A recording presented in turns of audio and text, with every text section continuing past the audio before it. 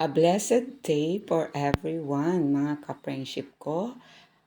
Ano man ang inyong ginagawa sa mga oras na ito, enjoy lang.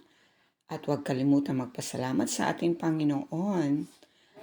Okay, ito nga pong ginagawa ko ay nag-aayos tayo ng flower o tinatawag nating flower arrangement. Mga talent, simple talent na dapat natin ginagamit. Kuminsan pinag-aaralan ko yung ibang mga bagay para maging karagdagan sa mga talent na meron na ako. Ayan.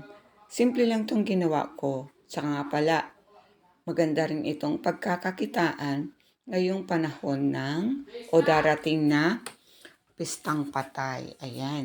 Kasi ito yung magbibigay sa atin din ng additional income kung marunong tayong mag-arrange ng mga bulaklak.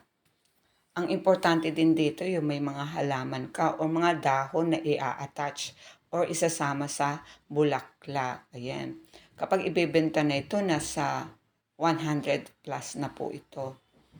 Kung minsan kulang pa, kukunti lang yung bulaklak nila.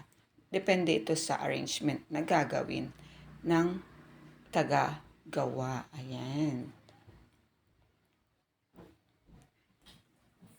Ingat po ang lahat. Thank you for watching.